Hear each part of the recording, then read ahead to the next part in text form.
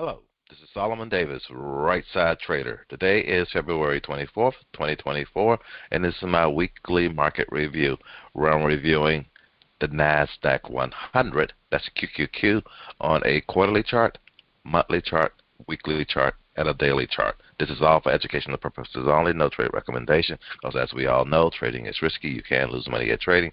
So please check with your financial advisor. Please check with your significant other and make sure trading is something that is actually suited for you.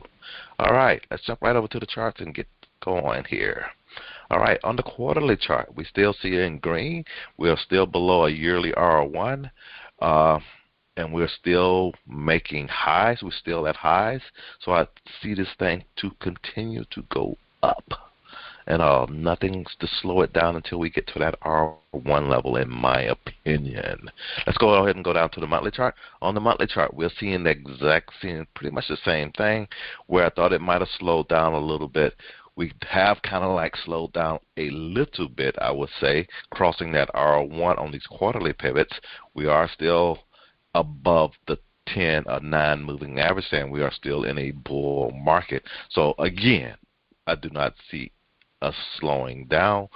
The question is, will we actually get to that R2 level, which is there, 458, almost 459, 460, and all, before this market starts thinking about maybe taking a major pullback. We did get that minor pullback that we'll go down here to the weekly chart and take a quick look at. And all here on the weekly chart last week, we did get that little pullback that we were saying is due.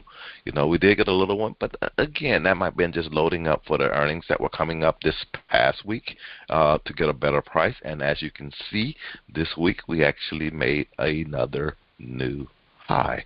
And we are still hanging out above this R1 here on these pivots. These should be monthly pivots. Let me see if it'll come up. It's not coming up as easy as there. It's month. And I can see on the monthly pivots, as you can see looking back, it's kind of hard on a monthly pivot crossing an R2 level.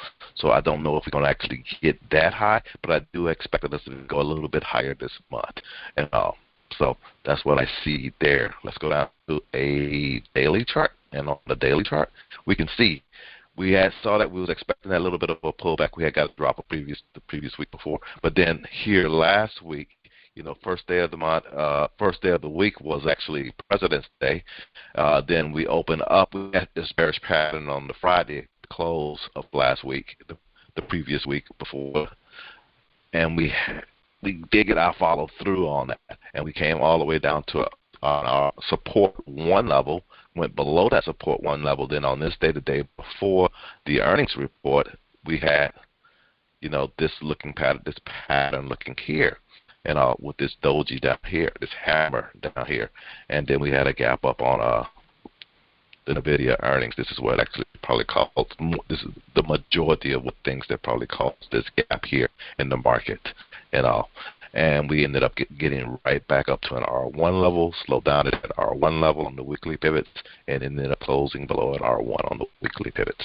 And that's what we kind of look for a lot of times when we see a market like that.